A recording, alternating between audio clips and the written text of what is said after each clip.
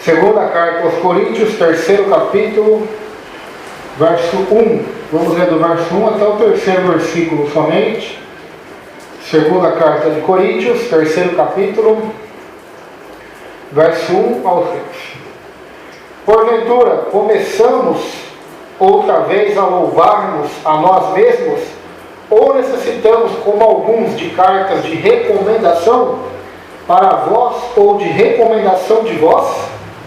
Vós sois a nossa carta, escrita em nossos corações, conhecida e lida por todos os homens, porque já é manifesto que vós sois a carta de Cristo, ministrada por nós e escrita, não com tinta, mas com o Espírito do Deus vivo, não em tábuas de pedra, mas em tábuas de carne do coração.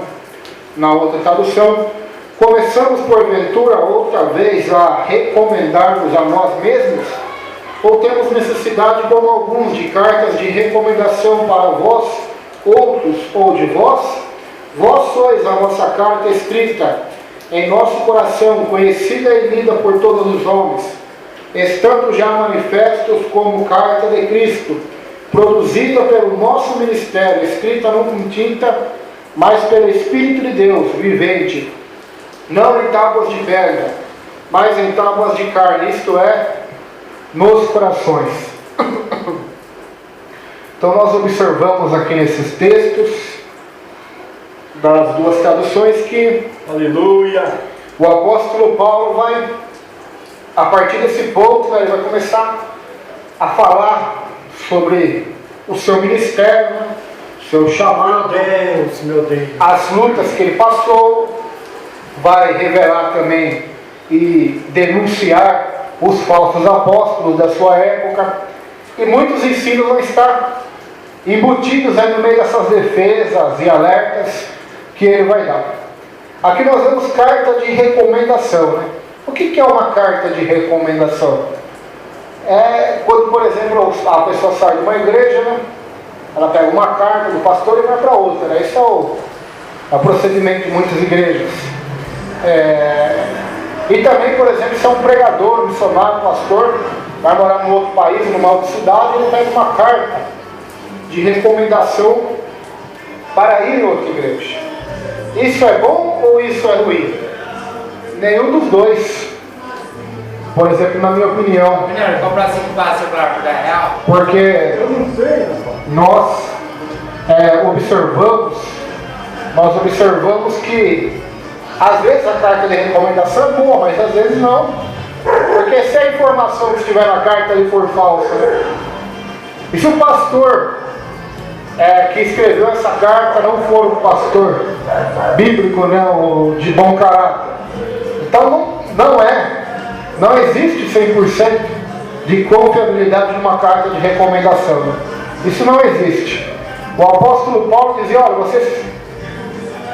eles queriam uma carta do apóstolo de recomendação, né? Queriam uma prova que ele era apóstolo mesmo, que ele era um servo de Deus. Então nós observamos nesse texto que Paulo dizia, olha, quem porventura nós temos necessidade porventura de nos recomendar a nós mesmos, ou de nos louvar, de nos elogiar, né? Ou necessitamos, como alguns, né? Alguns que necessitam de cartas de recomendação para vós, ou de recomendação de vós.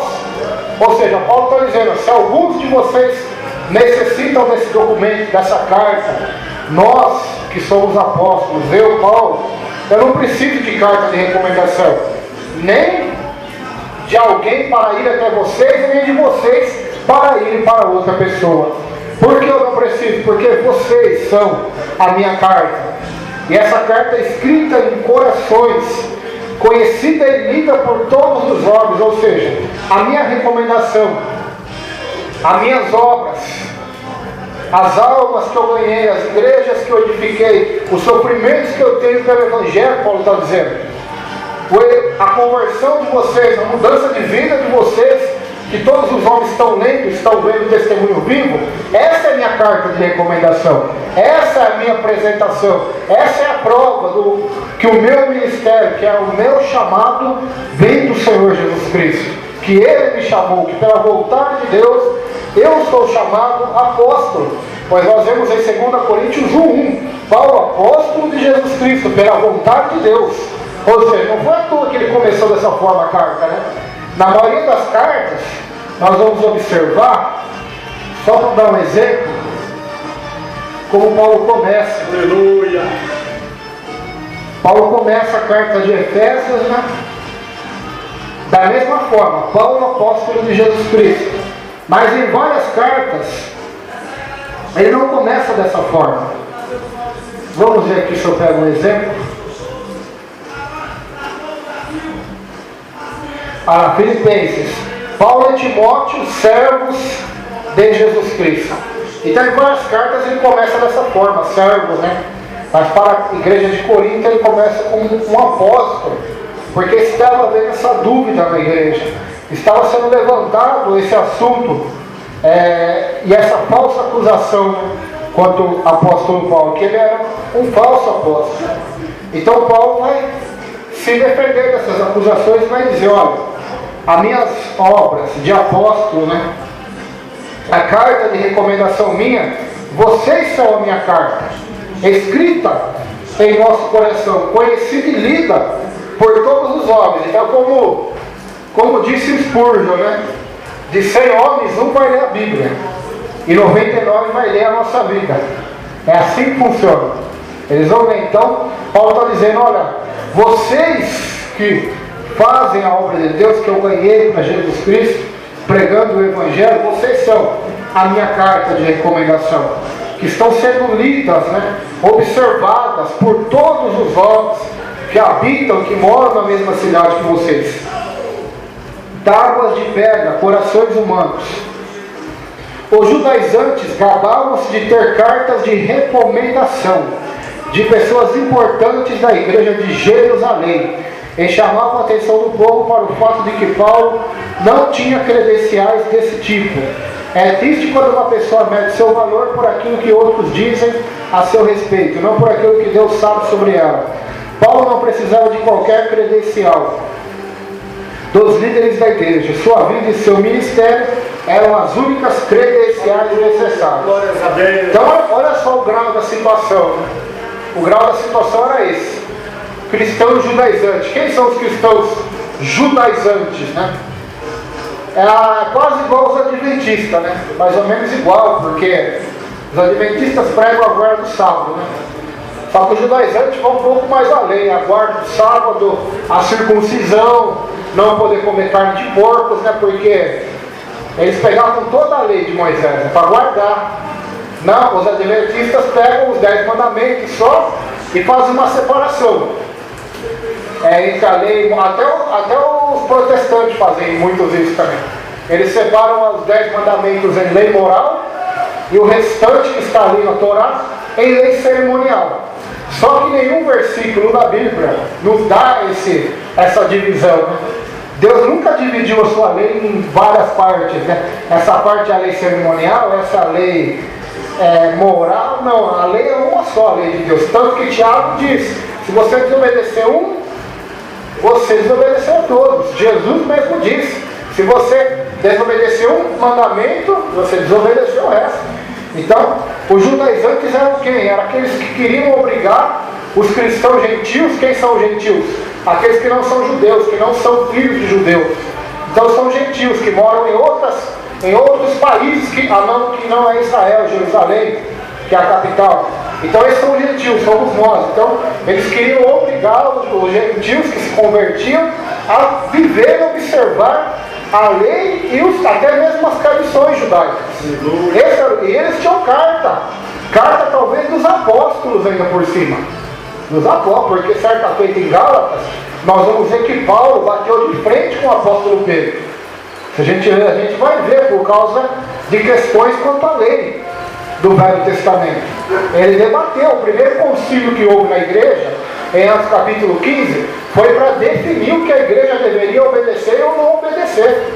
Tanto que se nós lemos lá em Atos 15, nós vamos ver que a igreja do Senhor, o jugo que foi colocado sobre ela, não é um jugo da lei de Moisés, mas era o jugo de não comer coisas sacrificadas a ídolos, né, ou sufocado pelo sangue, e guardarmos das relações sexuais ilícitas. Então foi essa o resultado do concílio, da reunião que teve, justamente por esse problema. Quem que trouxe problema para Paulo em Jerusalém? Foi os gregos ou os romanos ou os judeus? Foram os judeus. Se a gente vê lá em Atos, quando ele vai para Jerusalém, até rapa a cabeça. Só que os judeus, quando veem ele, eles se lembram dele, porque ele era conhecido no mundo todo, né? Olha lá, Paulo, esse aqui que está no templo agora, ele instiga o mundo inteiro a não obedecer a lei de Moisés. Então mataram ele ali, quase apedrejaram ele, né? Ele teve que sair de Jerusalém escoltado por muitos guardas, eu não sei se é 40 homens, eu não li eu tenho que reler essa história, mas começa a acontecer a partir de Atos capítulo 20.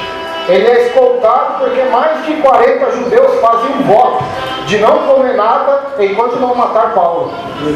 Então olha o que esse homem sofreu, né? Para defender o Evangelho, para defender a palavra de Deus. Então os judeus queriam obrigar o povo gentil a guardar as suas leis, suas tradições. Só que Paulo disse, olha, nós não estamos mais no antigo jugo, né? Nós estamos no novo jugo, numa nova aliança, no Novo Testamento. Então é isso que nós vamos aqui observar no capítulo 3, no contexto geral, nós vamos ver isso também.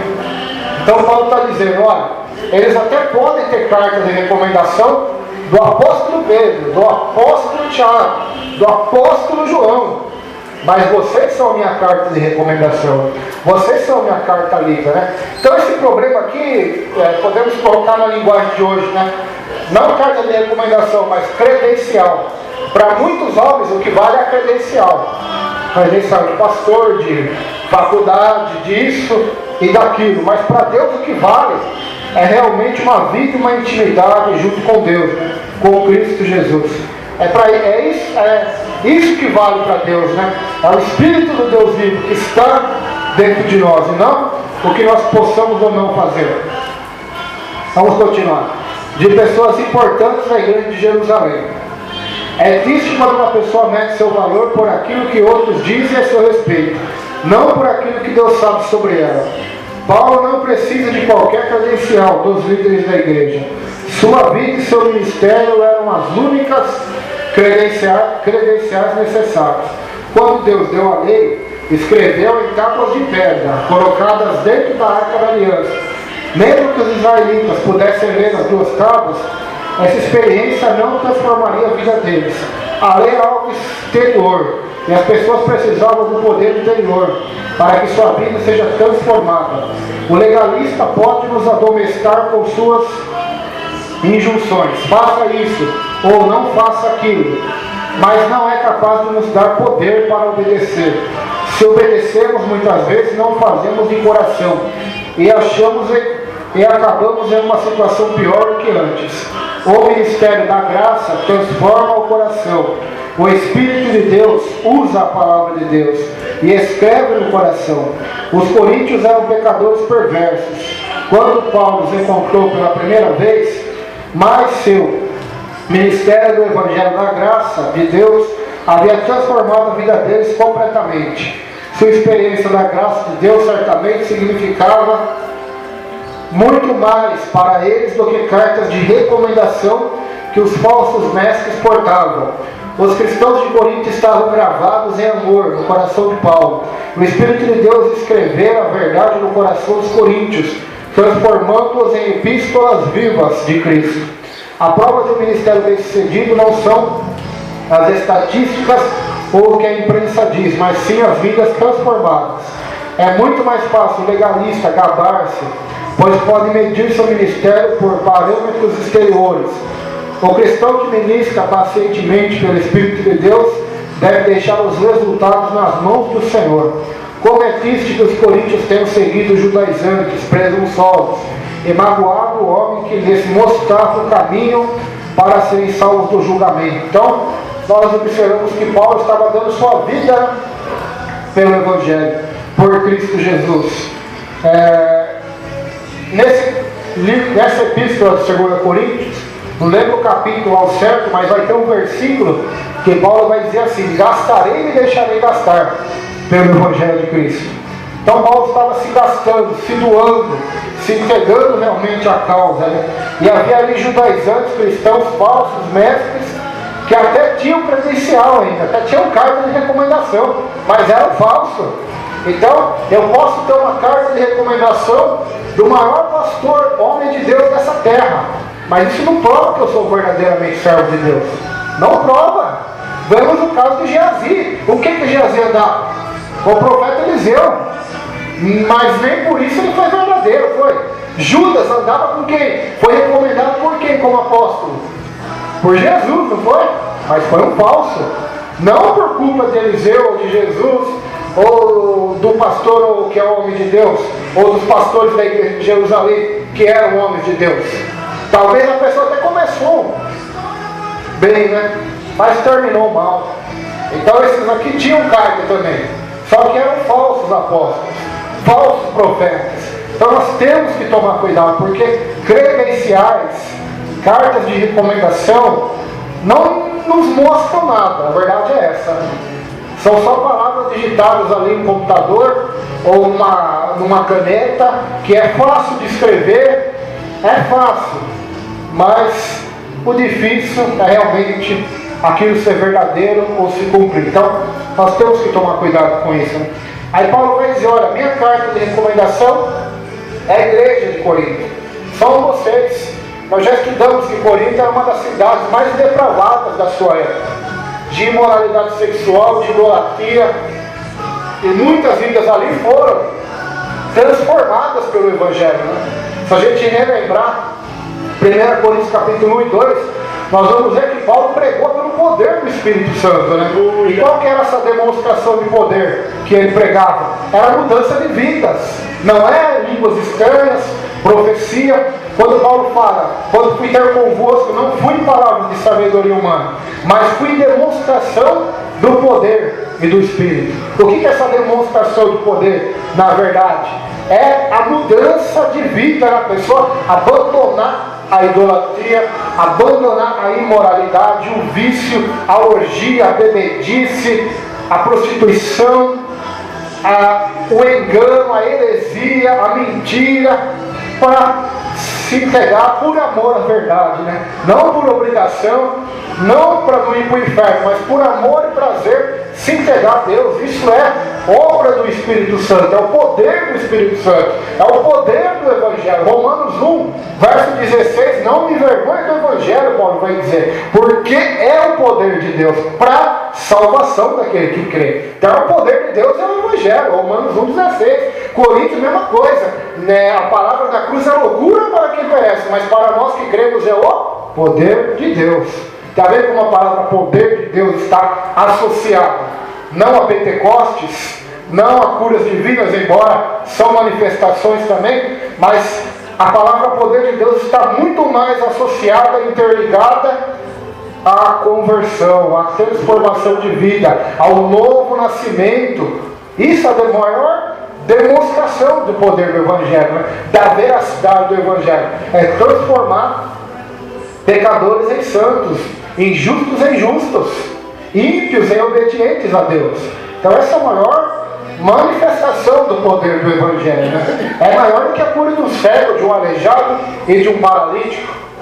Porque, como disse o pastor americano Paul Washer, para Deus salvar uma alma, Ele usa mais o seu poder do que usou para criar os céus e a terra. Porque os céus e a terra Ele criou do nada. Ele criou. Agora o homem corrompido, Deus vai ter que criar dessa matéria corrompida um novo homem, uma nova mulher. Mesmo estando velho, ele pode nascer de novo da água do Espírito, diz a Bíblia. Então a demonstração de poder aí, a manifestação de poder do sobrenatural de Deus, que vem pela palavra, pelo Espírito, é maior. Podemos dizer que é maior do que a de Gênesis capítulo 1, verso 1, da criação dos céus e terra. Porque Deus não precisou recriar nada. Deus criou a matéria, Deus criou tudo do nada. Agora Ele pega a nós, uma matéria corrompida já pelo pecado, né?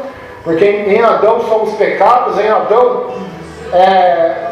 é o túmulo para nós, né? Em Adão todos estamos no túmulo, mas em Cristo nós saímos do túmulo e vamos para o útero, né? Para a vida, e vida com abundância, a vida eterna. Então o túmulo de Cristo resultou para nós em vida, em útero, e nós nascemos de Adão, né? Vimos do útero de Adão, nos resultou para nós em túmulo e morte. Então, em Adão todos pecados. Então, para Deus pegar essas massas corrompidas, de seres humanos ímpios, perversos, malignos e corruptos, que somos nós, né? E transformar numa nova criatura é um poder que não tem como nós imaginarmos isso, porque é uma obra perpétua. É uma obra perpétua. A cura não é perpétua. A prosperidade também não é perpétua. Abrir o mar também não é perpétuo. Foi uma vez só, né? Cura uma vez só na vida, você pode ser curado de cegueira. Ressuscitou o morto, amém? Depois vai morrer de novo. Mas a ressurreição para a vida eterna, a salvação, o novo nascimento, a regeneração, isso é uma obra perpétua, né? Que Deus nos transforma de glória em glória, diz a Bíblia. Então nós vamos ver isso agora. Versículo 4 ou 6. E é por Cristo que temos tal confiança em Deus. Não que sejamos capazes por nós de pensar alguma coisa como de nós mesmos, mas a nossa capacidade vem de Deus, o qual nos fez também capazes de ser ministros do Novo Testamento, não de letra, mas do Espírito, porque a letra mata, mas o Espírito vivifica. Vamos ver na outra tradução, versículo 4 até o 6. E é por intermédio de Cristo que temos tal confiança em Deus. Não que por nós mesmos sejamos capazes de pensar alguma coisa, como se partisse de nós. Pelo contrário, a nossa suficiência vem de Deus, o qual nos habilitou para sermos ministros de uma nova aliança, não de letra, mas do Espírito, porque a letra mata, mas o Espírito vivifica. Olha que maravilha, né? Olha que maravilha.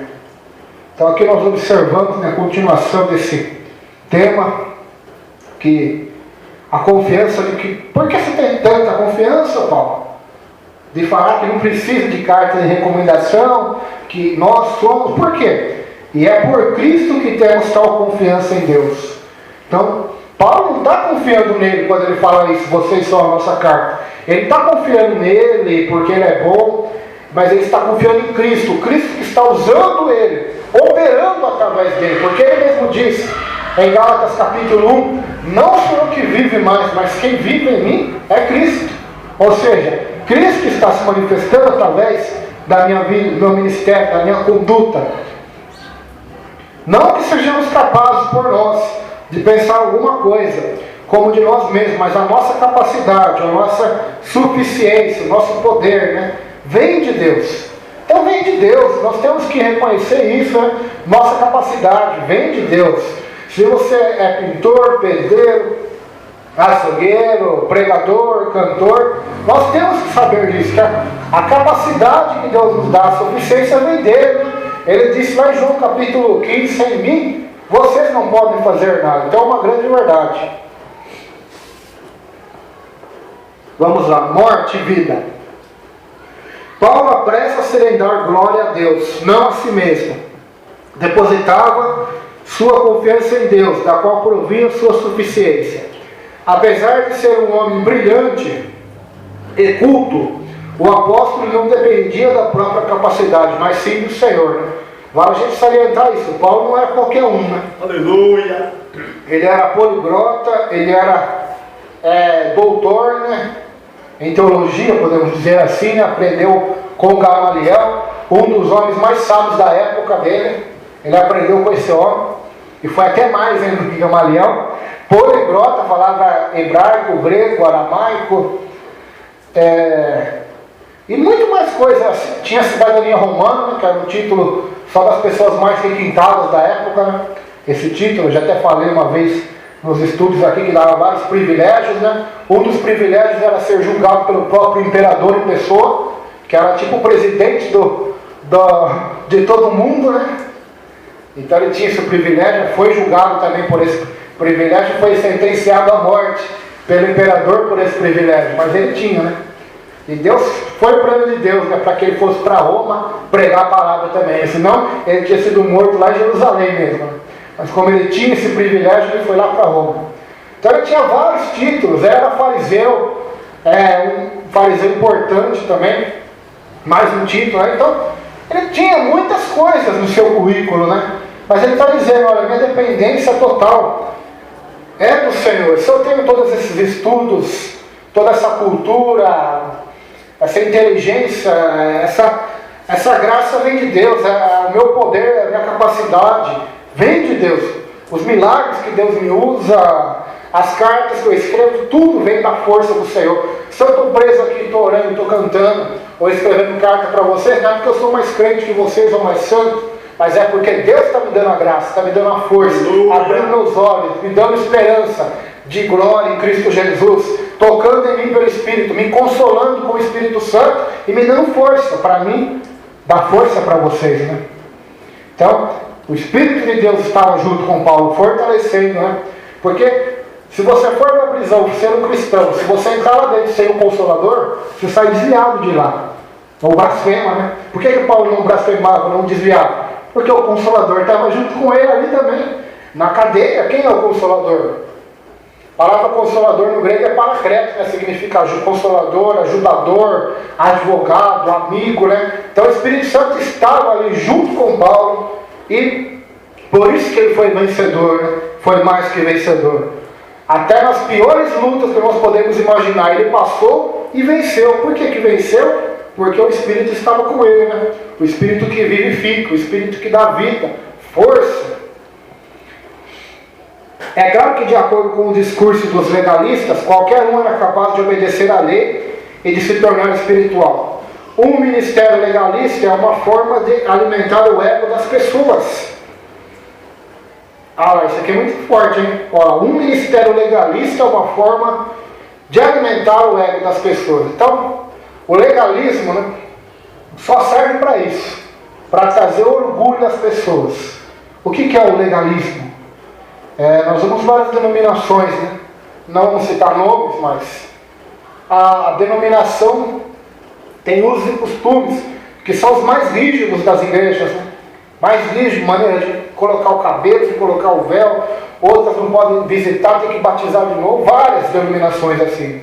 Aleluia! Isso, segundo o que está escrito aqui, isso traz orgulho e alimenta o ego das pessoas, alimenta o ego dos seres humanos.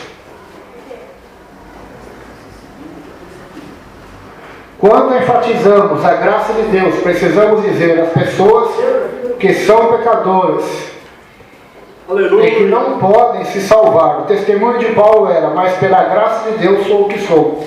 Ninguém é suficientemente capaz de ministrar o coração de outros. Tal suficiência só vem de Deus. Então o legalismo, né, o judaísmo e todos esses ismos que existem, só trazem orgulho à pessoa. Nós vemos que pessoas dessas denominações, elas tendem, né, a ser as mais orgulhosas, até o ponto de achar que o céu é delas, né, que a salvação está dentro do tijolo delas, né, aonde elas pregam, a doutrina que elas pregam, os costumes que elas praticam, né. Então o legalismo só serve para isso, para inchar o ego das pessoas, né. Só serve para isso. Por que os fariseus eram os mais orgulhosos? E os que mais perseguiram a Jesus? Porque eram os que mais tinham as coisinhas, né? As regrinhas para ser seguida, jeito para comer, hora para orar, dia para jejuar, quantidade certa de dízimo, oração, tinha que praticar esmola, tinha que fazer um monte de coisa. Meu Deus! E o que adiantou? Tanta regra para ser os piores, né? Piores do que as prostitutas e os publicanos, segundo Jesus Cristo. Não é segundo eu, não. Jesus falou que as meretrizes vão estar na frente deles no reino dos céus. Foi Jesus, não foi eu que estou falando. Então temos que tomar cuidado. Temos que tomar cuidado. Porque o legalismo só leva esses supostos crentes a serem pior do que aqueles que estão no bar ou daquelas que estão se prostituindo. Pior. Porque Jesus disse uma palavra em Mateus 23 fortíssima aos fariseus. Vocês, quando convertem uma pessoa, vocês não fazem filhos do inferno 2 vezes mais do que vós. Vocês já são. Quando vocês convertem alguém, ela é 2 vezes mais que você. Então, nós vemos muito esse tipo de coisa acontecendo no meio cristão, até nas seitas, né?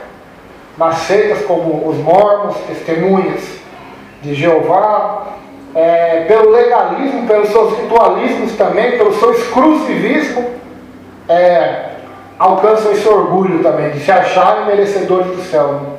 É como disse um teólogo, ele disse que toda denominação que arroga para si o título, né? Ou toda instituição religiosa que arroga, que toma para si o título de única que salva os homens, é falsa. É falsa, porque quem salva é Cristo Jesus. Então o legalismo, ele traz um orgulho, muito orgulho às pessoas. Né? Ao ler este capítulo, observam-se as designações diferentes que Paulo usa para a antiga e para a nova aliança, ao contrastá-las. Em Coríntios 2, 3, 6, a letra refere-se à lei da antiga aliança, enquanto o Espírito refere-se à mensagem da graça e da nova aliança. Vamos ler o 6 lá.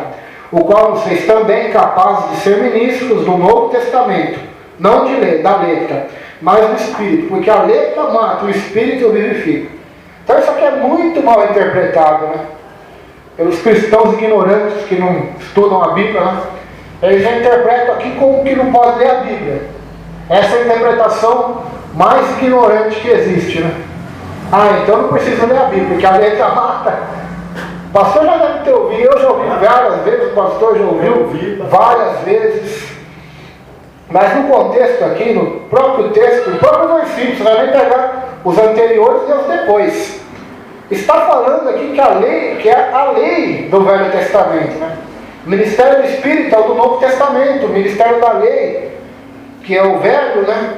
É o que matava. Por que matava? Porque ele era ruim, assassino? Não. A lei de Deus não é assassina, mas ela condena o pecado que nós amamos.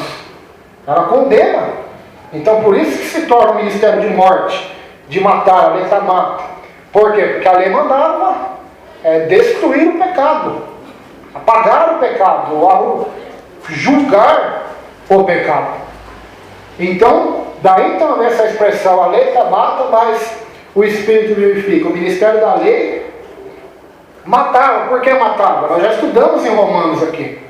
Porque a lei é má? Não, a lei é santa, justa e boa. Mas o problema é que ela mostra que nós somos maus. Então, ela sendo boa, ela tem que julgar justamente o mal, não é?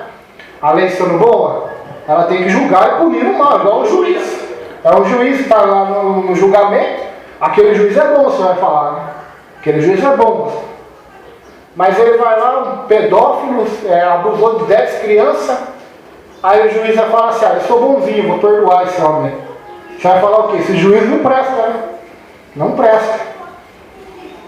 Mas o juiz sendo bom realmente, um homem de honradez, ele vai condenar esse homem. Então, a lei não é má. O que é mal somos nós.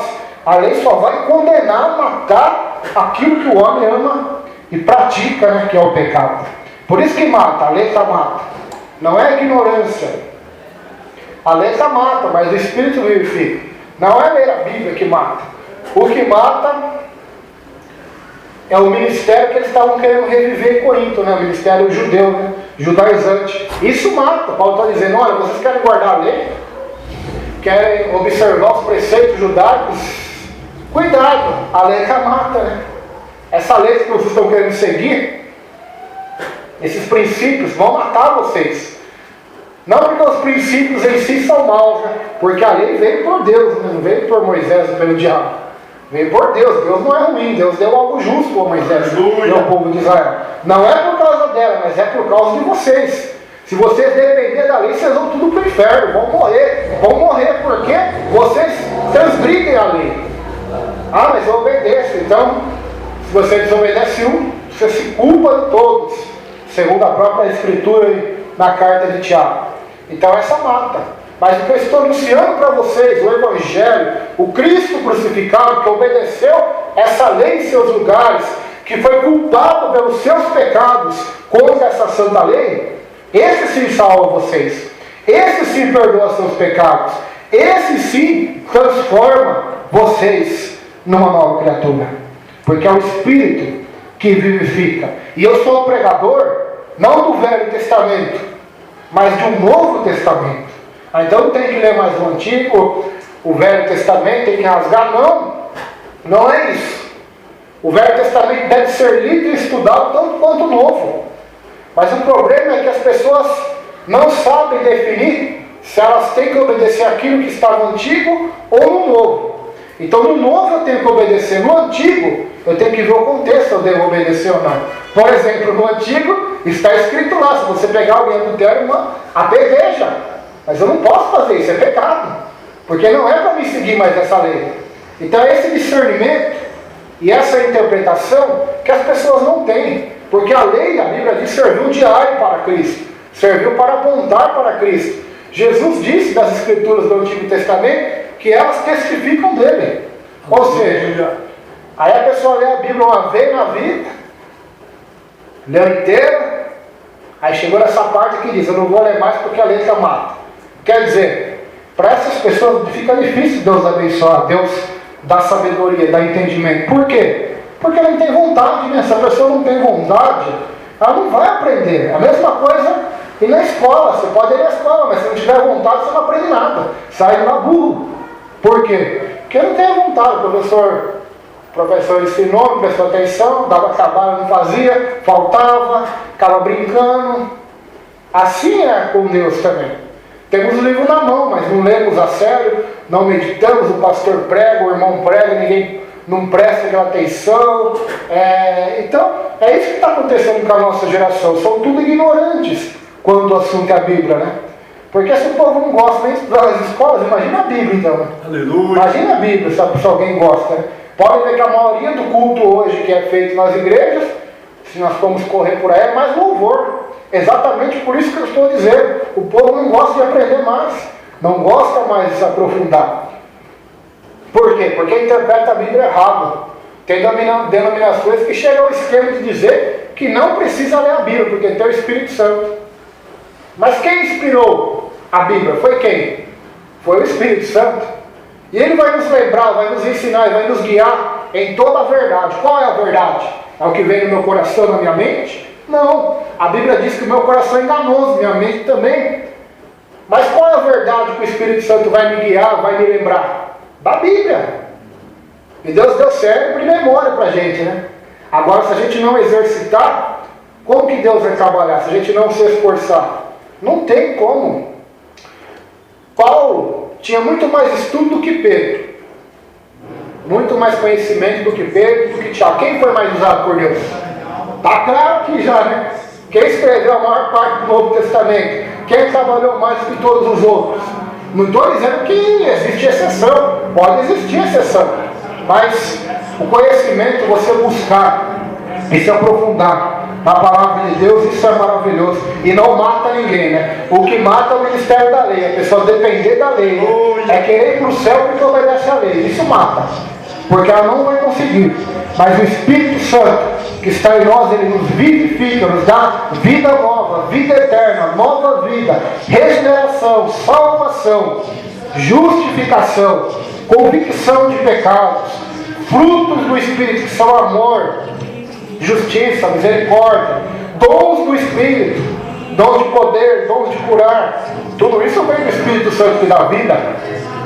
Os dons se manifestam na igreja não é pela observação da lei, mas é pelo poder do Espírito. As salvações acontecem não pela obediência dos homens, mas pela graça de Deus. Então tudo é pela graça, pelo ministério do Novo Testamento, a qual Deus nos deu. Vamos lá. Paulo não contrasta duas abordagens à Bíblia, uma interpretação literal e outra espiritual. Lembra seus leitores de que a lei da antiga aliança não é capaz de dar vida e é um ministério de morte. O Evangelho dá vida aos que creem por causa da obra de Jesus Cristo na cruz. Paulo não sugere que a lei foi um erro, ou que seu ministério não era importante. Pelo contrário, o apóstolo sabia que o pecador, precisava ser condenado pela lei e conscientizado de seu total desamparo antes de ser salvo pela graça de Deus. João Batista proclamou uma mensagem de julgamento, preparando o caminho para Jesus e para a sua mensagem de graça salvadora. Então João Batista foi aquele que preparou o caminho do Senhor, né? E como que João Batista preparou? Como que Paulo começava a pregar? Primeiramente com a lei, com o julgamento, mostrando para todo homem que ele é inculpável diante de Deus, que ele é culpável, que ele é condenável de acordo com as Escrituras, que ele é transgressor, desobediente da lei, pelas obras dele, méritos dele, justiça dele, ele está fadado ao inferno, não tem jeito. Então o Evangelho só pode ser bem recebido por aqueles que sabem sua total depravação, indignidade e pecado diante de Deus. Senão a pessoa não vai dar valor ao Evangelho. Quantos evangélicos, a maioria, não sabe. Se você perguntar para elas, por que vocês vão para o céu? Porque eu sou bonzinho, ou porque eu faço coisas boas. Por quê? Isso mostra que a igreja hoje é tão ignorante acerca da Bíblia, embora todos tenham uma Bíblia na mão, mas são os mais ignorantes da história. Por quê?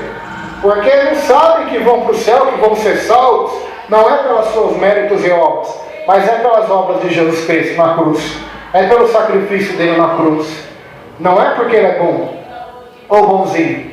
Então, a pregação, quando a gente fala sobre a lei de Deus, sobre o caráter, a santidade de Deus, os mandamentos que Deus deu ao homem, só vai mostrar uma coisa para nós: o pecado. Por isso que João Batista pregou duro, para que o povo estivesse pronto a receber a boa nova, né? As boas notícias do Evangelho. O Evangelho significa isso, boas notícias. Quais eram as boas notícias? Que mesmo nós sendo pecadores, merecedores do inferno, Cristo veio para nos salvar, para resgatar-nos, para nos curar, para nos libertar, para nos dar vida eterna, vida com abundância. Então só está apto para receber essa mensagem quem sabe realmente o quanto é pecador, o quanto pecou, o quanto peca, o quanto é indigno e depravado. Aí se você olhar essa visão de pecado, muita gente não tem, né? Muita gente acha que é bonzinho, pastor. A verdade é essa. Eu não falo mal de ninguém, eu trabalho, né? Sou fiel à minha esposa. Eu acho que não vou para o inferno, não. 90% das pessoas que estão aí fora são assim. Eu preciso de ir na igreja. Preciso. Eu dou uma cesta básica por mês para alguém. Então, o ser humano não se acha tão pecador quanto a Bíblia fala que ele é. Aleluia! Jesus, ele vai falar assim para os pais: vocês são maus e dão boas coisas aos seus filhos, né? Então, nós temos que tomar cuidado. Vai no velório para você ver. Todo mundo é bonzinho quando morre, né? Até o diabo vira anjo de luz quando morre.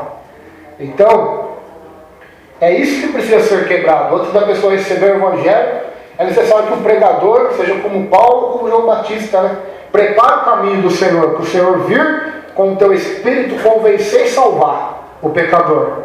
É preciso que o orgulho desse homem seja quebrado, que a esperança que ele tem nele mesmo, nas suas obras, seja quebrado, para que ele possa estar receptivo ao Evangelho, à boa notícia, à mensagem da cruz, à mensagem da salvação. Enquanto a pessoa não achar-se dessa forma, ela não vai ser salva. É impossível ela ser salva enquanto não houver a convicção do pecado. A primeira obra do Espírito Santo é convencer o homem do quê? Do pecado.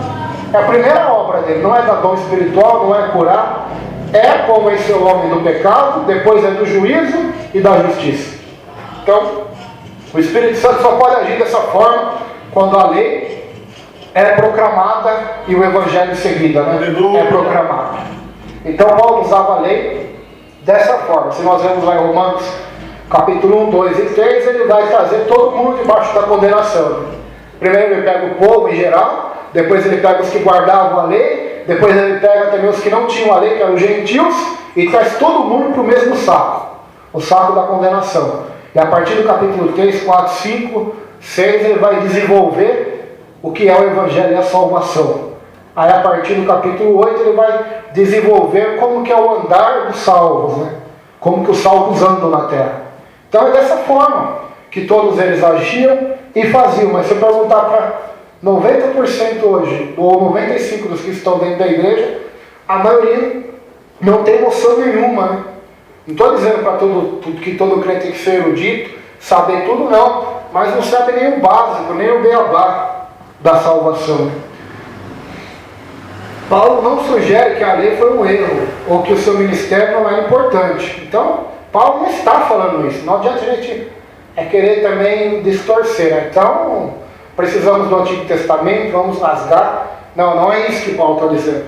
A única coisa que Paulo disse aqui foi o que eu já falei, que a lei está mata, quer dizer, o ministério da lei mata. Por que mata? Por causa do pecado. Quer dizer, se ninguém tivesse pecado, a lei seria boa, né? Não ia matar ninguém, ia. Deus não ia mandar ninguém para o inferno que não merecesse, né? Se todos pecaram e todos vão para o inferno, é porque todos merecem. Deus não vai punir ninguém injustamente, Ele é justo e Ele é santo. Aleluia.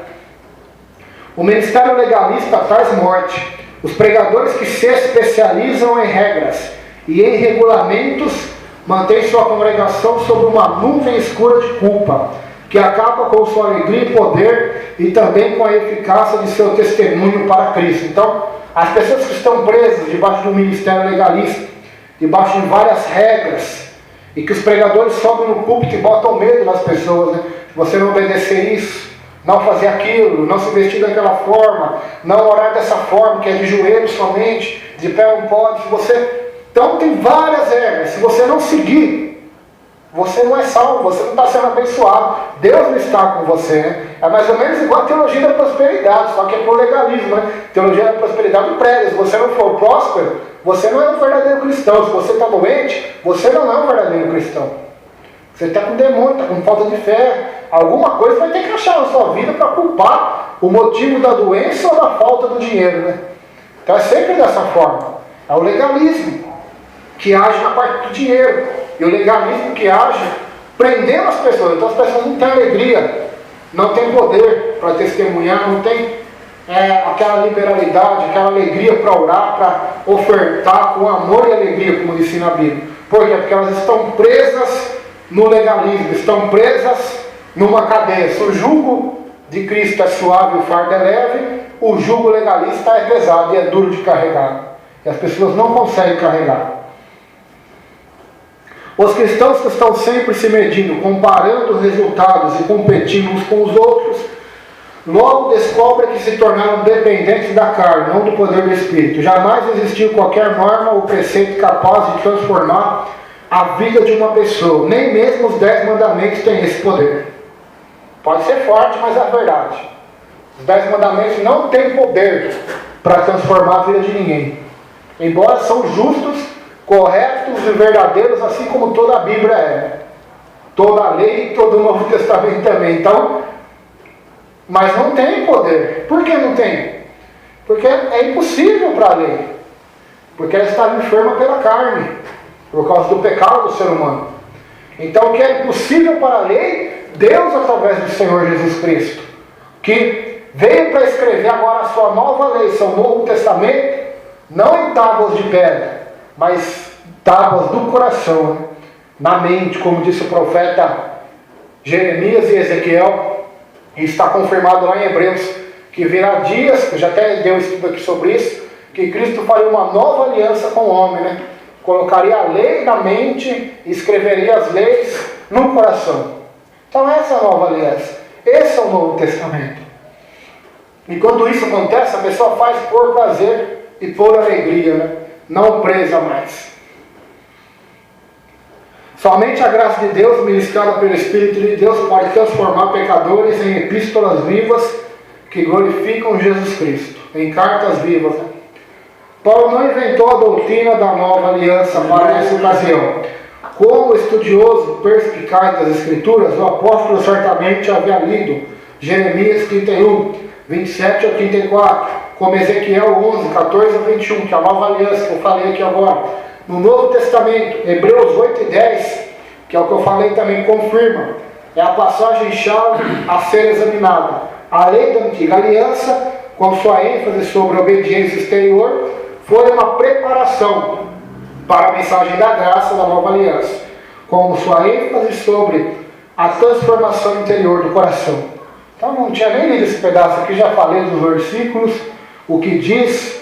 Então a lei já não é má de maneira... Por que eu estou falando isso? Porque tem uns cidadãos lá que ouviu na internet e começou a me criticar, falando que eu estava falando mal da lei. Só que a pessoa não escuta a mensagem inteira, né? Ela escuta até aquela parte, depois não gosta, para de ouvir, desliga, né? Computador. E além de não escutar, não vê todo o contexto. Não adianta nada eu escutar o capítulo 1 só e não escutar os outros, né? Então as pessoas criticam, mas não vê que não é da lei que nós estamos falando mal. A única coisa que nós estamos falando que não é mal, é a verdade, é que a lei não pode salvar ninguém. Não pode. Ela não transforma a pessoa. Por que não transforma? Não é porque ela é ruim, mas é porque o homem é ruim. O homem precisa do Espírito Santo, da graça de Deus, do Cristo crucificado, para transformar o caráter dele, a vida dele, para então, mediante essa transformação, ele obedecer ao Senhor, né? Obedecer à palavra de Deus. E qual é a lei para o cristão hoje? Amar a Deus e amar o próximo. O cristão tem que seguir os mandamentos da lei de Moisés? Não. Mas então não precisa honrar pai e mãe? Não. Precisa, está escrito no Novo Testamento. Mas ele não é obrigado mais àquele ritual. Jesus não mandou os crentes guardar sábado, os apóstolos não guardaram sábado, a igreja primitiva não observava esse mandamento, que não é cerimonial, mas é dos 10 mandamentos esse mandamento. Então daí que vem o problema das igrejas hoje. Está nos 10 mandamentos aí. Então o que eu tenho que obedecer? Eu tenho que amar a Deus e amar o próximo. Qual dia eu devo guardar? No Novo Testamento também está escrito lá em Romanos 14. Cada um guarda o dia que quiser. Se quiser guardar segunda, domingo, os cristãos primitivos guardavam o domingo, né? Como eu já falei aqui, mas não é regra também para nós. Temos que guardar o domingo ou o sábado, não, porque Cristo nos deu essa liberdade. A mesma coisa a questão da oferta, a questão do dízimo, a questão do vestuário. Nós temos liberdade, temos que saber nos vestir, temos que contribuir com alegria, mas não com leis, né, que você tem que... Porque o sacerdote tinha as leis de se vestir de tal forma, só que a igreja não tem mais essas leis. A lei que existe sobre a igreja, ou as regras, as que estão no Novo Testamento. Quais são? São as regras da liberalidade, do amor, da fé, do novo nascimento. Na oferta, Deus ama que dá com alegria. Nós vamos estudar aqui, acho que é no capítulo 9 desse livro de Coríntios. Paulo vai falar de oferta também. Na roupa, o que eu devo me vestir? Com decência e com pudor, né? Sem chamar atenção para a minha vida, para o meu corpo, ou ser sensual. O dia, qual que eu devo guardar? A Bíblia também ensina. Então nós já estudamos tudo isso já quase, né, pastor? Das cartas. O dia, qual que eu devo guardar? Com quem que eu devo me casar? Com quem, o que eu devo fazer? Então está tudo escrito no Novo Testamento. Não precisa de profeta para confirmar se tem que casar. Mas se eu quero prosperar, a Bíblia também ensina quem quer prosperar. Trabalhe com as próprias mãos. Não vai na igreja querendo fazer barganha. Eu vou na igreja lá dar 10, para mim ter 10 mil. Não existe isso. Se existisse, pastor, nós poderíamos catar 100 reais hoje, ir numa igreja e colocar. Ou aqui mesmo. E daqui um mês Deus nos dá 10 mil, 100 vezes mais. Não existe, isso é balela, é ficção. E muita gente tem caído nisso, porque é avarento. Tem que ser por amor e por alegria, né? Então, a Bíblia vai ensinar tudo, que as pessoas não leem, né? Quem que não queria ser dessa forma, né? Qual banco seria o melhor que esse, né? Para dar mais juros, né? Então, eu já vi até um caso de um irmão, entre aspas, né? Falso irmão, foi numa igreja, o pastor falou isso no púlpito, ele deu a oferta, esperou um tempo, não recebeu o que ele havia achado que tinha que receber de Deus, né? Que era 100 vezes mais, processou a igreja, né? Enfim, está lá na justiça lá. E é um negócio complicado, porque isso entra como estelionatário, né? Você está dando uma falsa propaganda, né? Uma propaganda enganosa. Então nós temos que tomar cuidado com isso. Nós ofertamos, nós oramos, damos o dízimo. Não é para barganhar com Deus. mas é por amor, é por alegria, né? Talvez aquilo não vai vir como financeiro, mas vai vir como graça. As pessoas que vão ouvir a palavra, a igreja que vai estar com as portas abertas, vai vir como bênção, de alguma forma vem, mas não é regra que aquilo vai trazer uma prosperidade financeira. Prosperidade financeira que a Bíblia ensina, ou que está escrito na Bíblia, né? É simples. É você trabalhar, aquele que comer e beber esteja contente. É simples, não é? Ah, mas eu quero ser bem de vida, eu quero ter um bom salário. Então não tem, estuda. Né? Isso não precisa estar escrito na Bíblia que você vai fazer. Você tem que estudar, economizar, trabalhar. Não tem outra forma de você prosperar. Então as pessoas cumprem aqui a roupa, né? Um dos assuntos que são mais debatidos hoje na internet é a questão das roupas também. Qual roupa deve usar o cristão? A mulher, que roupa deve usar? O homem, que roupa deve usar? Então fica aquelas briguinhas, né? E um coloca uma regra: a mulher não pode rapar a perna. Mulher não pode usar brinco. Ah, não, essa pode usar brinco. Essa pode até usar brinco, mas tem que ser pequenininha. Ah, não, aquela pode usar brinco, pode usar piercing. Piercing não pode usar. Aí você vai na outra igreja, até o homem pode usar piercing e pode fazer tatuagem. Então a gente vai vendo que por que existem essas briguinhas e essas rixas, o que pode e o que não pode. Está escrito na Bíblia: tudo que você fazer, faça para a glória de Deus. Né? Você vai fazer uma tatuagem para a glória de Deus? Vai com um piercing? Vai usar uma mini saia para a glória de Deus? Então cabe ao bom senso da pessoa. Né? Senão você for querer colocar regra para tudo, vai formar um livro na igreja de regra maior que a Bíblia. Né? Então as pessoas não têm bom senso. Né? Elas querem mandamentos carnais, né? Para elas acharem: olha, aquele livro da igreja que tem 100 páginas, eu obedeço tudo aquele livrinho. Todas as regrinhas que estão lá eu obedeço. Só que não obedece a Bíblia, o que adianta? Então nós temos que tomar cuidado. O legalismo é dessa forma, ele cria várias regras, né? Ou de proibição, ou de liberação, e as pessoas acham que fazendo aquilo, ou desfazendo daquilo, elas vão se chegar até o Senhor, né? Vão chegar à salvação, e não é dessa forma. Então o Espírito Santo veio nos dar liberdade, veio nos dar o discernimento, e o cristão foi chamado para andar no Espírito e não na carne, para tudo que ele fazer seja para a glória de Deus. Então é uma pergunta muito simples, né? Mas ela vai responder tudo, né? O que Cristo faria no meu lugar? O que Cristo faria no meu lugar? Então a pessoa está com dúvida de alguma coisa que não está na Bíblia, né? Não está explícito ali. O que eu devo fazer? Aí você faz essa pergunta: o que Cristo faria no meu lugar? Será que Cristo falaria mal de alguém? Será que Cristo ia prejudicar o próximo? Será que Cristo ia pegar esse celular que vale R$100 e vender ele por 1.000? Cristo não ia fazer isso, ia? Então, essa pergunta que nós vamos falar: Cristo será que ia fazer uma tatuagem aqui no ombro? Ia colocar um piercing na língua, né? Na língua, tem na língua também. Tem um jeito lá que eles cortam a língua, pastor, em dois. Não sei se o pastor já viu na televisão, parece uma cobra. Cristo iria fazer isso com o seu corpo? Cristo iria colocar chifre? Tem também, pastor. Eles implantam um negócio, parece chifre no braço, parece uns tumorzinhos que crescem. Cristo ia mudar a cor do olho? Tem também. É uma tinta que eles colocam no olho, muda a cor para vermelho, parecendo o olho de vampiro de filme. Então tem de tudo hoje já. E daqui para frente vai ter coisa que nós nem imagina. Então, eu devo fazer isso como cristão ou não? Porque na Bíblia não estava explícito essas coisas. Porque até então naquela época não existia esse negócio. Né? Mas convém fazer essa pergunta: Cristo iria fazer isso? Cristo iria pintar seu olho de vermelho, né? Colocar tinta no seu olho, podendo prejudicar a sua saúde, o templo do Espírito Santo? Cristo iria colocar chifrinho na cabeça, né? Ia encher o corpo de tatuagem? Por que eu falo isso? Porque tem muitos pastores de renome no Brasil que falam que isso aí não tem nada a ver. Pode, está liberado, não existe regra na Bíblia quanto a isso, e é verdade, no Novo Testamento não existe realmente.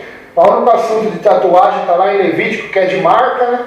Mas aquelas marcas lá são de marcas que os antigos faziam para os deuses, né? Marcas de fogo. Só que vale a pena perguntar: Cristo iria fazer isso?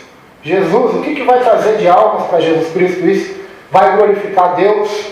Qual a necessidade de fazer isso, de eu catar meu corpo e mutilá-lo, ou espetá-lo com um monte de agulha e tintas, que nunca mais vão sair do meu corpo? Então o cristão tem que ter esse bom senso. A mesma coisa a questão do sábado, né? É uma briga por causa do sábado também, que as coisas que mais dá polêmica, né? O roubo de roupa, negócio de sábado, negócio de oferta, o dízimo, que mais que dá polêmica? É mais essas coisinhas assim pequenas. É que as pessoas mais brigam e vão, parecendo os fariseus, né? Eu já estou num patamar que eu já não perco mais tempo discutindo com ninguém. Minha opinião está lá, está gravada, está colocado lá. Quer aceitar, aceita. Não quer aceitar também, né? Amém. Não posso fazer nada. Então, é dessa forma. As pessoas querem fazer um monte de regra e você vai ver, nenhuma dessas regras salva nenhuma alma, né? O que salva as almas foi aquele que derramou o sangue na cruz. Até no monte teve um irmão que foi falar para mim que o pastor dele não deixou ele no monte mais. Disse que vai preparar um lugar para eles orarem, beleza. Aí depois falou assim: irmão, quem que morreu por você na cruz? Jesus. Ele te prender, ele está te proibindo de ir no monte? Se não for ele, pode ir, mesmo que o seu pastor fale para você não ir, vai. Agora, se for ele que estiver falando não vai mais no monte, ou não vai visitar mais aquela igreja, aí você não vai. Mas se não for, é melhor se obedecer a Deus do que os homens, mesmo que ainda sejam homens de Deus. Davi não obedeceu ao Saul, mesmo ele sendo ungido, né? Ele só não matou, mas não obedeceu. Ele não andou junto só. Ele só não matou, mas ele andou junto. No começo andou, né? Porque estava no começo, mas depois viu que ele estava errado, que ia matar Davi.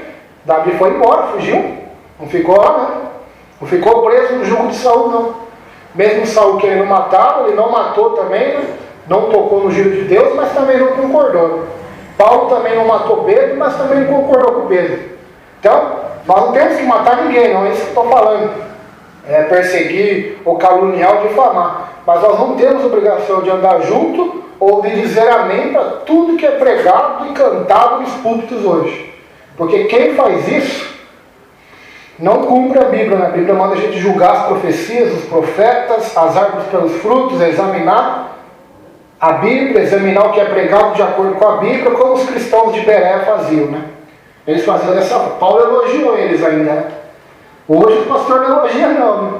Se um cristão realmente começar a fazer isso nas suas igrejas, ele vai dizer assim: não toque no ungido, não toque no ungido. Eles não vão elogiar, né? Mas Paulo elogiou, porque o compromisso de Paulo não era prender as pessoas do jugo de dele, né? Mas o compromisso de Paulo era granjear almas para o reino de Deus, né? Que elas fossem alicerçadas não em Paulo, mas no poder de Deus, né? Para que quando Paulo fosse embora, elas continuassem ali, né? Continuassem firmes. Então, é isso que nós estamos vindo acontecer. Paulo não inventou a doutrina da nova aliança para essa ocasião. Então, o que nós já vimos, né? Essa doutrina da nova aliança, do Novo Testamento, quem que inventou ela? Foi Jesus Cristo, né? Não inventou, né? Mas começou, né? Começou. Ele na Santa Ceia, o que ele vai dizer? Este sangue é o quê? A nova aliança. Ou o Novo Testamento. A mesma coisa. Então, nas duas traduções falam dessa forma. Então, nós temos que nos ater a esses ensinamentos. São tão simples que Paulo vai ensinar aqui sobre a graça, sobre a lei, que a igreja de Corinto não poderia continuar no erro ainda, né, dos falsos cristãos judeus, né, que queriam obrigá-las a seguirem os rituais da lei, né, que eu já citei todos aqui quais são, né. A lei mandava guardar o sábado, a lei mandava circuncidar-se, né? Ainda foi até um pacto que Deus fez com Abraão antes da lei ainda, né? A lei mandava tem várias coisas aí. Se for colocar tudo que a lei mandava, vamos ver mais uma que a lei mandava. A lei mandava o homem, até a barba tinha que cortar de um jeito certo, né? Até a barba. Então tinha várias coisinhas ali. Até sacrificar demais a lei mandava. Então Paulo vai dizer: olha, vocês não podem querer voltar para isso. Se vocês voltarem para isso, vocês vão morrer, porque a lei só mata, né? O ministério da lei, ele mata. Mas o ministério do Espírito Santo, da graça, salva. Só vou ler o 7, não vamos entrar nele hoje, mas só para complementar, né? O 7 e 8. E se o ministério da morte, gravado com letras em pedras, o ministério da lei, veio em glória, de maneira que os filhos de Israel não podiam fitar os olhos da face de Moisés, por causa da glória do seu rosto, o qual era transitório, como não será de maior glória o ministério do Espírito. Então aqui está claro, né? Se a pessoa colocou dúvida ainda, está falando realmente da lei, o verso 7, o verso 8, se continuar lendo o capítulo inteiro, vai ficar clarinho que Paulo está dizendo realmente da lei, né? Que a lei mata. Que esse ministério da lei, ele mata. Por que ele mata? Não porque ele é ruim, mas porque o homem é ruim e desobedece esse mandamento. Então ele mata por causa disso, porque o homem é desobediente, o preço do pecado é a morte. Mas o dom gratuito de Deus, do Espírito de Deus, do Evangelho é a salvação, é a vida eterna. Então, essa é a maior pérola do Evangelho, né? Essa é a famosa pérola de grande valor que Jesus vai dizer lá na parábola, né? Quando o homem descobre isso, quando ele descobre essa verdade, então ele se desfaz de todas as outras verdades, de todas as outras pérolas que era tesouro para ele, que pode ser suas boas obras, pode ser sua justiça própria, né? Pode ser suas esmolas para os pobres, né?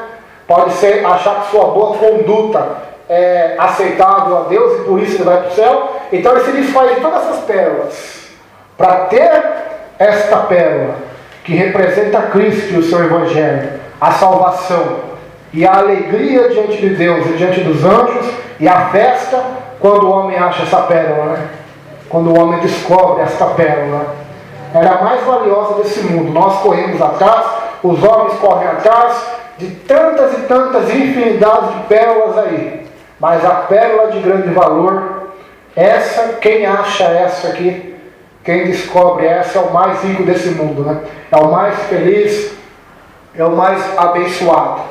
Então não vamos estudar muito o 7, o versículo 7 e 8, só lemos para complementar esse final, né? Porque senão tem gente que escuta, depois não vai querer escutar a próxima, né? Então acaba interpretando da forma errada, né?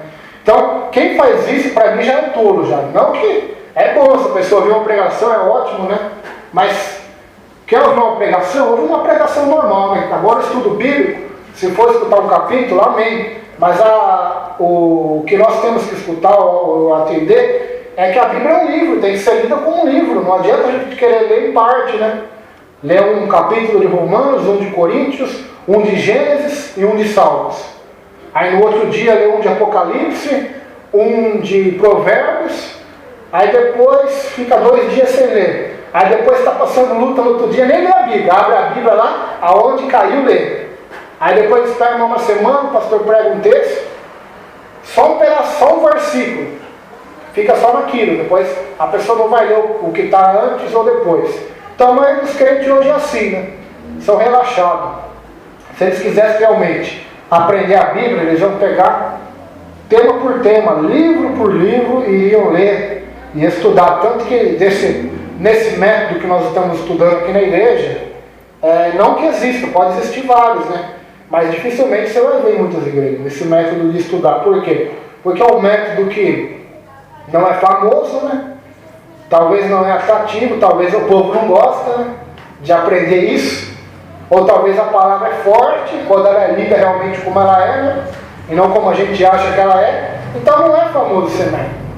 O método de estudo hoje famoso aí das igrejas é você pegar um tema sobre o amor e falar vários versículos, né? Mas você catar o capítulo inteiro, depois você vai ao próximo. Porque talvez é gostoso estudar o capítulo 13 de Coríntios, né? Só fala sobre o amor. Mas e o 14, que é só lapada? E o 15, que fala da ressurreição, que é difícil. Então as pessoas não querem estudar a Bíblia dessa forma. Elas querem pegar os temas mais fáceis, os que agradam mais as pessoas. Por isso então que a maioria hoje não tem esse entendimento da Escritura, é analfabeto, né? Falando da Bíblia, né? Não conhece a graça de Deus. Romanos mesmo é um livro que dificilmente alguém vai pegar para estudar numa igreja. Aleluia. Por que eu falo isso? Porque eu sou o melhor ou mais... Não. Eu sei que tem gente nesse mundo muito mais inteligente, capacitada, com sabedoria, com eloquência, que ensina melhor do que eu e do que muitos desse planeta. Só que por que muita gente não usa desse método, não quer usar? Porque as pessoas não vão encher a igreja se esse método for usado. Né? Por quê? Porque vai desmascarar o pecado. E a gente não gosta, eu estou colocando junto também, a gente não gosta de ser chamado a atenção, gosta de ser repreendido. Nosso orgulho não gosta disso. Mas é o que nós mais precisamos disso. Aleluia. É de cajadada, é de repreensão, é de Deus abrir realmente nossos olhos, nos mostrar a verdade da palavra de Deus. Então as pessoas não gostam de estudar a Bíblia dessa forma, né? Capítulo por capítulo.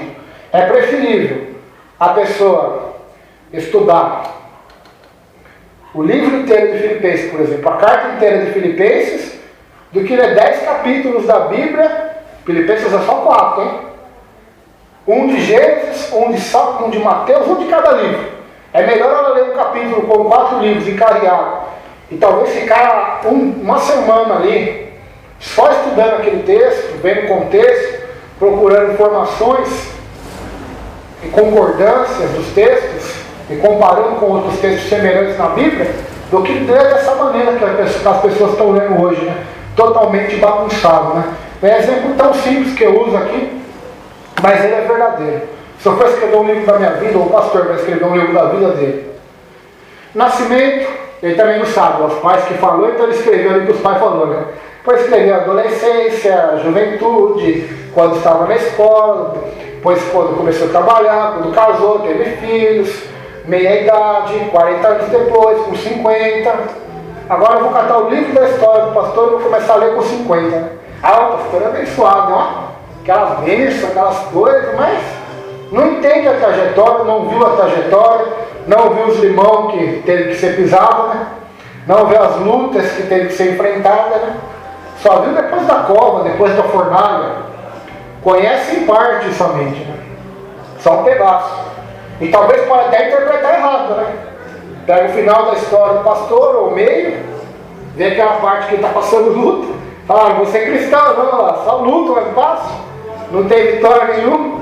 Então, isso que está acontecendo com a Bíblia, as pessoas pegam ela para ler em parte, começa da metade, ou começa do fim para trás, ou não lê de uma forma como um livro qualquer, né? Ela não é um livro qualquer, mas ela deve ser lida e estudada como um livro qualquer, entre aspas. Por que qualquer? Porque ela tem começo, meio e fim. Se a pessoa não lê dessa forma sistemática, né? Isso chama teologia sistemática, ou estudo sistemático da Bíblia, você vai estudar sistematicamente, em ordem, você não vai compreender realmente. Por isso que a maioria não compreende. Por que não compreende? Porque não estuda. E por que não estuda? Por causa da formiga, né? Vai ter com a formiga, ó o preguiçoso, né? Vai ter com a formiga, ó o preguiçoso. Quantos anos de estudo? Quanto tempo de meditação, de oração, para que Deus nos dê graça, sabedoria, entendimento, para estudar esses textos, né? Não é fácil não, é difícil, demorou, mas conseguimos, estamos conseguindo e vamos conseguir mais. Graças a Deus, esse ano está acabando. Mas as pessoas não querem dessa forma, elas querem chegar um dia na igreja, no outro dia já ser pregador, já ser empresário, já está curado, já está com a família inteira salva, já ser usado para levantar paralítico e já ter sabedoria igual de Paulo e Daniel. Então fica difícil dessa forma. Não é assim que Deus age, não é dessa forma. Porque Deus nos deu um cérebro para ser desenvolvido, nos deu um corpo, um coração para ser treinado, um caráter para ser amoldado. Moisés ficou quanto tempo se preparando para começar? Deus preparando ele. 40 anos. Paulo, Jesus ficou 30 anos no silêncio, né, como podemos dizer. Mas o ministério dele era menor porque ele começou no mundo, não. Cristo serviu a Deus sendo carpinteiro, fazendo madeira para o próximo, portas, mesas, mobílias, né? Ajudando seu pai a sustentar a casa. Ele serviu a Deus dessa forma. E foi tanto glorioso como quando ele curou um paralítico. Porque ele estava no centro da vontade do Eterno, né? Então estava agradando a Deus, estava fazendo o que era para ele fazer. Sim, Moisés, assim Paulo. Então, nós vemos que eles tiveram treinamento tanto vindo da parte do homem, como treinamento do próprio Deus, que é o mais principal, né? Todos eles tiveram. Jesus teve treinamento. Quando ele era criança, ele aprendeu a ler e escrever. Teve que aprender. Ele nasceu sabendo ler e escrever.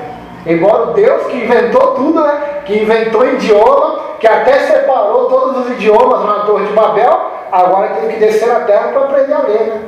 Inclusive é importante falar isso porque amanhã já é a véspera do Natal, né? Tem o maior milagre, quando Cristo desceu até a terra, se tornou homem para salvar os homens, né? Esse é o maior de todos os milagres, é a maior de todas as bênçãos. Natal não tem nada a ver com o Papai Noel, não tem nada a ver com peru ou com presentes, né? Tudo isso é um meio de comércio, né? E não vamos condenar o Natal não, porque na Páscoa dessa forma, no Ano Novo, no Carnaval, no Dia dos Pais, no Dia das Crianças, no Dia das Mães, dia da festa de não sei o quê, tudo é comércio hoje nesse mundo, porque está na Bíblia, né? Dias de comércio, de Noé, de Sodoma, Gomorra, de Ló, né? Comprar, vender, edificar, então isso é bíblico, haverá esse comércio, mas o maior significado do Natal, embora não é o dia que Jesus nasceu, ninguém ainda sabe o dia certo, né? Talvez até nem nesse mês seja, né? Seja entre o mês de fevereiro e março, pelos meses do calendário judeu. Mas, já colocaram esse dia, vamos comemorar que o Senhor, não só no dia do Natal, mas todos os dias, né? Agora a gente vê as pessoas vão comemorar o Natal com a cara cheia, né? Cheia de cachaça, de pinga, de cerveja. O que está comemorando aí? Está comemorando a desgraça e ir para o inferno? Porque Cristo veio ao mundo para nos salvar. O principal dos pecadores a qual eu sou, disse Paulo. Essa mensagem é a mensagem do Evangelho. Então Jesus veio para salvar, veio para libertar. O Deus que é o autor de tudo desceu até a terra para aprender, né? Teve que aprender a ler, aprender a escrever, dormiu, cansou porque dormiu, teve fome, teve sede, passou frio. Não precisava, Deus, o Deus Filho, com toda a glória, poder, mas ele encarnou na terra, desceu até a terra. O Cristo de Deus, está até dizendo para minha esposa, que hoje, muitos podem interpretar errado, mas não existe ungido de Deus hoje. Não existe porque não existe, porque o nome Jesus Cristo significa Jesus é Salvador, né? Do termo Josué, que é no hebraico, Josué, o Senhor é salvação, que é o sucessor de Moisés. Então Jesus é o nome meio igual, né? Que significa Salvador. Cristo, no grego, é ungido, significa. Então Jesus Cristo significa Salvador ungido, que em hebraico é Yeshua HaMashiach. E esse nome, Salvador ungido, ungido vem da palavra unção, ser ungido a rei, a Messias, a Salvador da humanidade. Ou seja, o único que Deus ungiu na terra para ser o Salvador do homem, para ser o libertador do homem, o rei do homem, é Jesus. Todos nós aqui não somos ungidos não. Temos a unção dele somente, né? A unção dele para curar, para pregar e fazer em nome dele, mas em nome próprio, com unção própria, com unção real, como a dele ninguém tem, nem terá. Portanto, não existe esse termo, né, de um querer ser maior do que o outro, né? Porque está no púlpito é o ungido de Deus, porque está sentado na cadeira é um simples qualquer, zero à esquerda, né? Sem nenhuma voz. E quem está no púlpito pode pregar o que quiser, pode cometer o pecado que quiser, e quem está sentado na cadeira não pode falar nada, porque é daquele que tocar, né? Naquele que é ungido de Deus. Então, é esse tipo de cristianismo que existe hoje, né? Essa ignorância da Bíblia, ignorância da palavra. No começo da minha conversão eu achava assim também, não porque era ignorante, mas porque era ensinado pelos ignorantes. Mas quando a gente vai ler a Bíblia, vai examinando, a gente descobre quanta ignorância, né? Quanta mentira, quanta heresia, quanta distorção, manipulação Satanás e seus ministros têm feito hoje com a palavra de Deus, né? Para enganar as pessoas, aprisionar as pessoas, a ponto que se um pastor adulterar hoje, ninguém pode falar nada dele, porque se falar está errado, e está tocando no giro, Deus vai matar, vai punir, vai fazer isso e aquilo. Mas o camarada está ali, está pregando, está roubando dinheiro da igreja, está adulterando, está falando heresia, e o coitadinho ali não pode falar nada. Se falar alguma coisa, coitado dele, hein? É banco, é exclusão, é isso aqui. Eu falo isso por experiência própria e porque vi amigos meus, vi pessoas sendo punidas dessa forma. Por quê? Por esses supostos, né, ungidos de Deus, né, que são tudo falsos. Porque o ungido de Deus é Cristo Jesus. O resto é usado e em nome dele, né, pela unção dele, pelo poder dele. Ninguém tem poder próprio, unção própria ou reinado, né? Deus não ungiu ninguém a rei ou sacerdote. Embora a Bíblia diz que os cristãos são nação de reis e sacerdote, ela diz os cristãos, não diz os pastores, não diz os evangelistas, não diz os pastores presidentes, mas ela diz todos que estão em Cristo, e não é fisicamente, é espiritualmente, são uma nação de sacerdotes, que só irá se concretizar essa promessa lá no céu. Por enquanto aqui na terra nós estamos labutando, servindo ao Senhor, buscando a Deus, para que lá no céu nós possamos cantar o hino, né? Como está em Apocalipse 5. Graças ao Cordeiro que nos constituiu para Deus eternamente, né? Nação de reis e sacerdote, na Nova Jerusalém. Então esse termo ungido de Deus, ele é usado para distorcer. E é mais falado hoje de ungido de Deus, de unção de Deus nas igrejas, do que graça de Deus, amor ao próximo, perdão. Pode ver se estou mentindo. É mais falado sobre fogo, sobre glória, sobre Pentecostes, sobre unção, do que sobre sacrifício, sangue derramado, graça, justificação, lei, graça. Essas coisas quase ninguém sabe, mas a maioria sabe esses temas que eu citei agora. Prosperidade. Por quê? Porque não examina a Escritura. Se você ler o Novo Testamento, unção você vai encontrar ali raras vezes.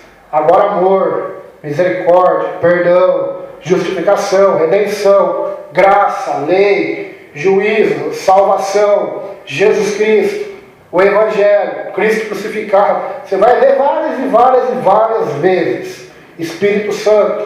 Então, é dessa forma que nós temos que ler, estudar e observar a Bíblia, né? Amém? Vamos colocar em pé.